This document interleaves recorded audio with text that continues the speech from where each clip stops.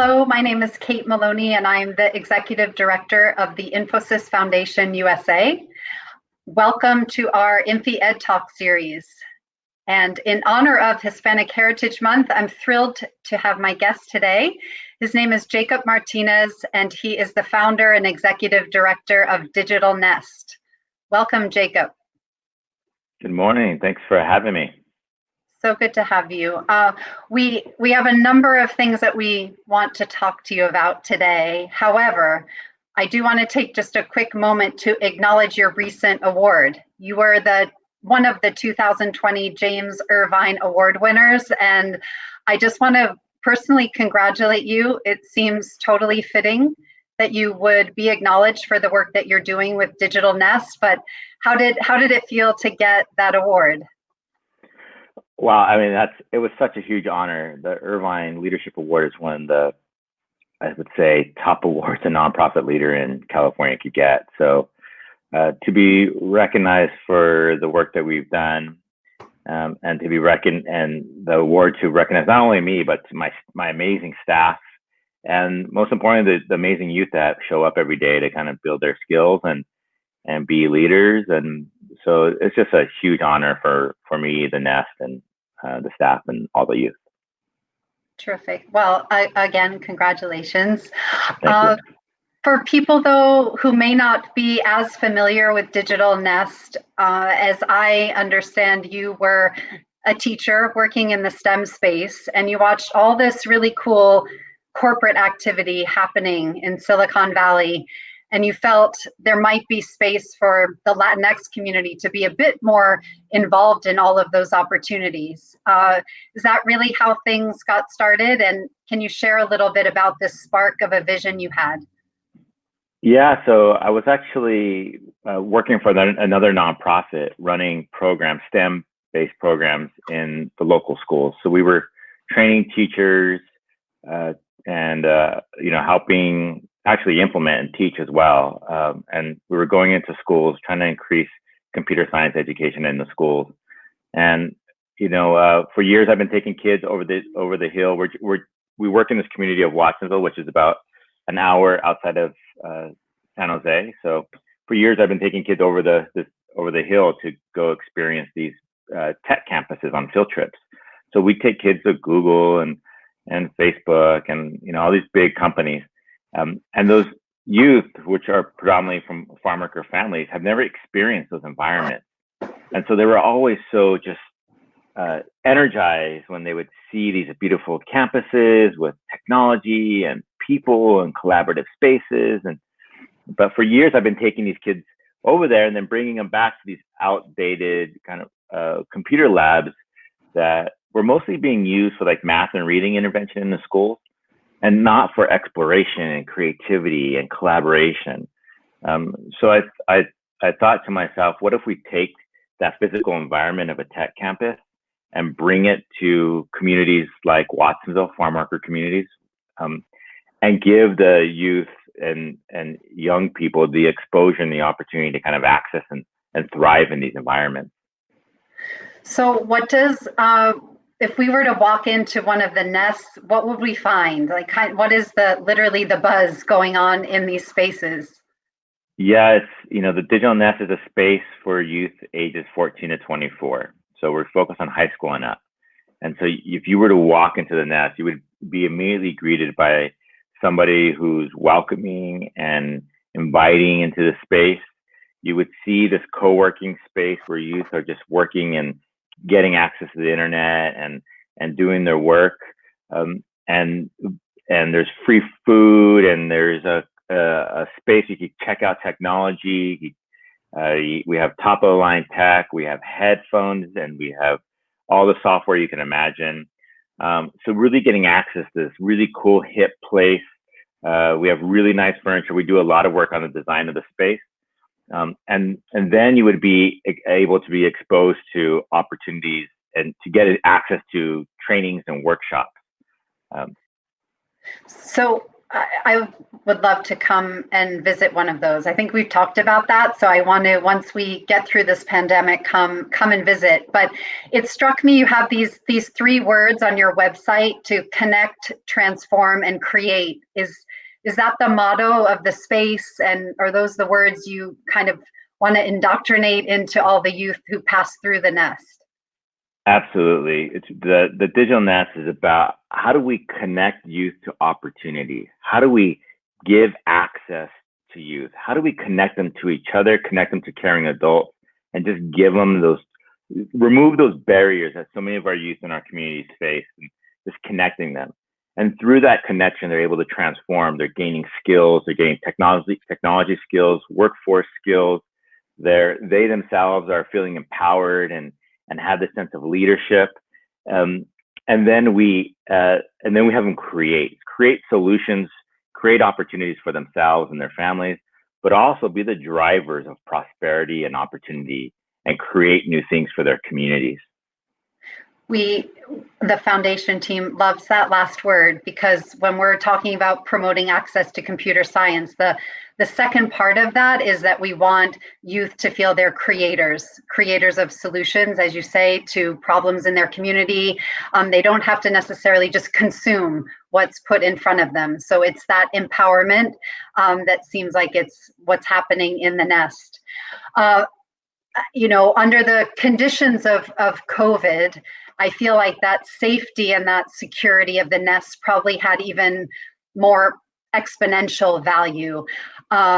It's turned most of us on our heads, but I feel from what I read in your newsletters and what you've put out there, the nest has been pretty resilient as a place for your community. How did you all respond, and how are you finding the community has responded to the pivot you've made online and or into the space to make it secure?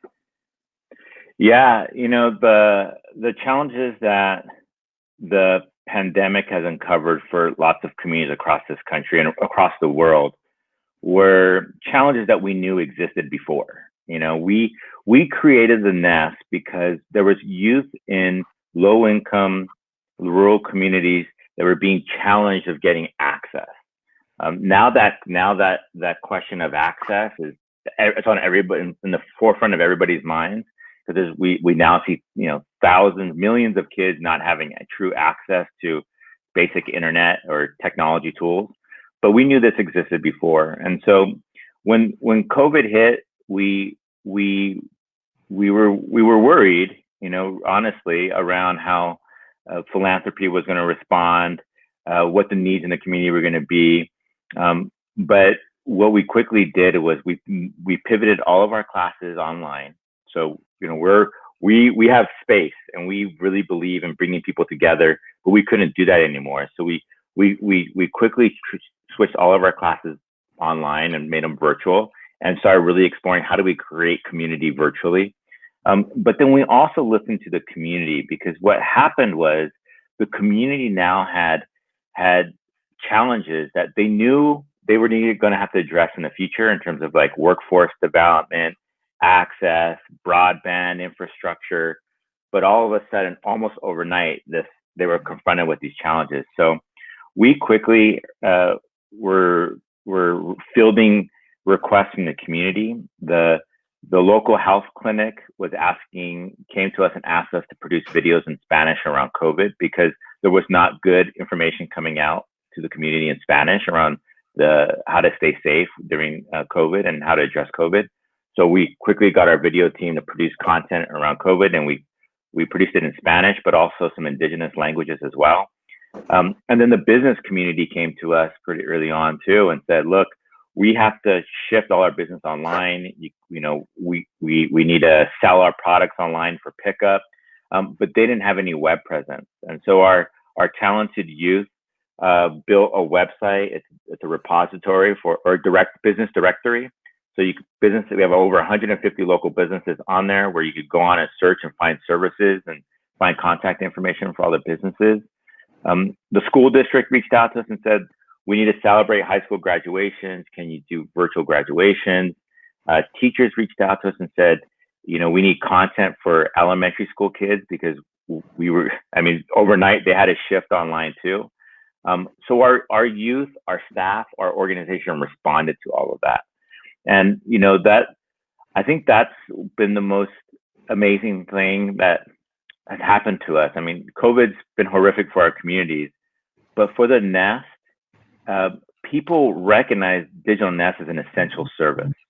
Every community needs a Nest in that it has young people who can quickly pivot, who are confident with technology, who have the skills to be the drivers of solutions for drivers of solutions for the community. And I think people quickly realize that. And so it's been amazing. It's almost 7 months now. But I think the Digital Nest responded, and we're going to be here also post COVID and in terms of helping communities recover. That I wanted to ask, you know, since we are within Hispanic Heritage Month, or as your website conveys it as Latinx Heritage Month, it doesn't roll off the tongue as easily. Yeah. But I always think about the attributes of youth, and you've touched on a few of them: the entrepreneurial spirit, the resilience that you see. They have the intellect, the sharpness, and the hunger. But from a true cultural perspective, are there special things about Latinx youth that are those intangibles that you see from the kids that you work with and that you love others to know more about? Yeah, I think there's a lot of attributes that the Latinx brings to community, to businesses, to just society. But I think the one that really stepped like up to the forefront for me is this feeling of family, and the importance of family, the importance of community. You know, I think we talk about the need for a technology workforce and a skilled workforce, a diverse workforce. These are all things we've been talking about for years, and we've all been kind of working towards. But I think what the Latinx community brings all those things, but also really brings a strong sense of community. They believe in their family. They want to be there for their family. They want to be there for their neighbors. They want to be there for their community. And so I think as we start looking at future needs of the workforce, or current and future needs of the workforce, and what type of worker do we want workers that never forget where they came from and are creating solutions that benefit the broader community and have a positive impact on society. And I think that's what the Latinx community could bring into the current and future needs. Or what's the percentage of Spanish that's spoken in the Nest? I'm just curious. Is it your classic mix, or do you have rules about there is no Spanish, we're only in English? How does all that work? And I ask you because the foundation team's so excited about some of the work that we're doing to promote computer science in Spanish, to do coding in Spanish work, out of respect, out of recognition, out of our pursuit of inclusivity. And we're excited about it, but I'm curious, the vibe in the Nest, how does that come? Yeah, like the foundation, we have the same feeling. It's about equity. It's about giving. Well, I would say about tapping youth and like using their strong suit. So if a youth is more confident or has better communication skills in Spanish, then we encourage it. You know, but I think a majority of our youth are bilingual. You know, they most of them were born in this country or came to this country very early. They speak Spanish at home, but in the schools and in the community and with their peers, they speak English or a combination. So, you know, it's great for the youth. It's great for the community. And it's also what the business community wants. They want people with language skills. They want a diverse pool of talent. So we encourage them to embrace their language and their culture, because this is what businesses want as well. They want a diverse workforce. They want strong, confident workers. And to be confident with your own culture and come into a workplace, you could be your better self because you're going to feel confident, and the company is going to respect you for your language and your culture. And that will bring your better self to the work that you do and bring better solutions and bring better work into the workplace. So speaking, I couldn't agree more. Speaking of the workplace, and the name of Digital Nest is fantastic. And then you all seem to keep playing on these words. Biz Nest, this sort of in-house incubator that is giving some of the youth a chance to develop some credentials, if you will, on their CV to help them then when they're going out to the job market. How was the idea for BizNest? How did you come up with that, and can you share a little bit more about it? Yeah, so business is our internal, best way to describe it, it's like our own internal internship. And so we have 3 different career tracks and 3 different levels within each of those career tracks. So beginner, intermediate, advanced. And then the top youth are eligible to come into business. So BizNest is our own internal internship program. It was created for 2 reasons. One, we recognized that youth needed job experience and they needed workplace experience so they could be more competitive for jobs. So thinking to ourselves, how do we do that? How do we just not make Digital Nest a program, but how do we make it like real work on the job work experience? And then 2, we saw a lot of needs in the community, both from businesses, nonprofits, and even corporations. We've done some work for some bigger corporations. They have needs and they don't know where to find.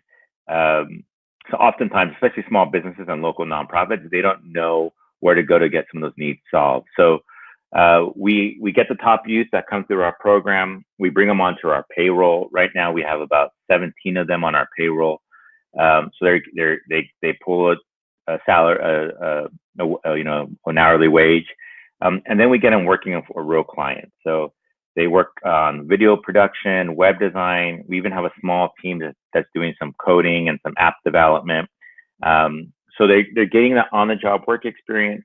They're building their portfolios. They're learning how to work, and which means showing up on time, managing projects, using project management software, understanding what a CRM is, learning how to speak up in meetings and how to bring ideas forward.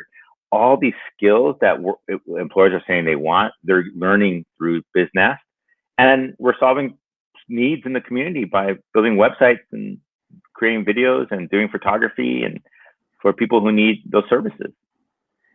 It does seem like you're covering the gamut. You have reference to cyber and AI, but you also approach the digital arts space as well for some of the youth that are who are a little bit more creative. So your vision for the future, looking ahead, is it bound by California borders, or do you have a wider vision for what's ahead?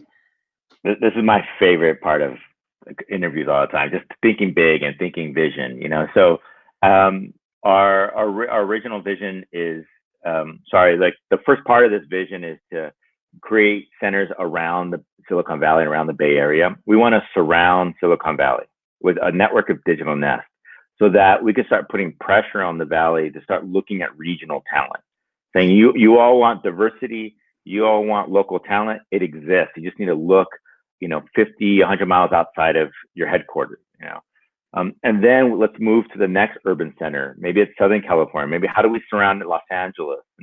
And then how do we surround Boulder, Colorado, and Austin, Texas? And, I think this is this Digital Nest, this model is a way for us to support communities that exist around urban centers. And so our vision is to open up more centers in the next few years around the Bay Area. We're about to announce this November our 3rd location in the Bay Area, and why not? Let's go across California. Let's go across the United States, and who knows, maybe across the world one day. Terrific. Well, I'll let it stand there. That's a great way to close, Jacob. Again, congratulations on your award and just the amazing work happening at Digital Nest. We love partnering with you. Hope to do more in the future. And so happy Hispanic Heritage Month. Yeah, thank you so much. And thanks to the foundation. You all have been there with us in the beginning. And it's a beautiful partnership, and let's grow it, and let's impact more youth across this country. Terrific. Thanks, Jacob. Thank you.